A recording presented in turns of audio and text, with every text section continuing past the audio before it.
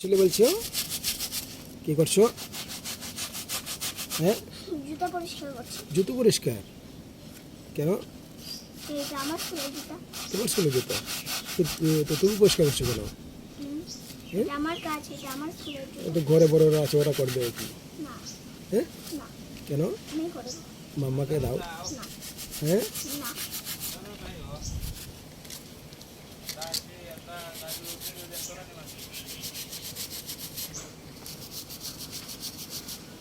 তো মাম্মাকে বলো করতে। না, কেন? ছোটদের কাজ তো বড়রাই করবে কি না? এটা আমার কাজ। তুমি বাচ্চা হয়ে কেন যে জুতো পরিষ্কার করতে যাবে? এটা কি একটু সাহস করবে। এটা কি বাচ্চাদের কাজ? আর বাচ্চাদের কাজ তো হলো খেলাধুলা করা কি না? তো তোমার এইরকম জিনিসপত্র সবসময় তুমি গুছিয়ে রাখো।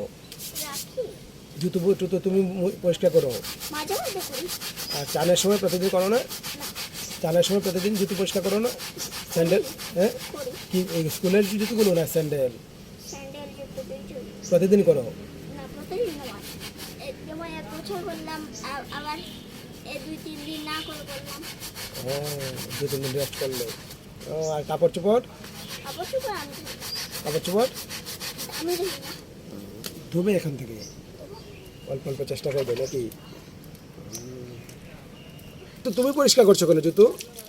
জুতো তুমি পরিষ্কার করছো কেন বলছি? আমি মাম্মার হেল্প করছি। মাম্মা হেল্প, তুমি মাম্মাকে ভালোবাসো? কমিয়ে আর কি কি কাজে হেল্প করো মাম্মা? রান্না বাসন, হ্যাঁ, রান্না বাসন ধুতে। রান্নার বাসন ধুতে। তোমার ভাত খাওয়ার পর তোমার থাল কে ধোয়?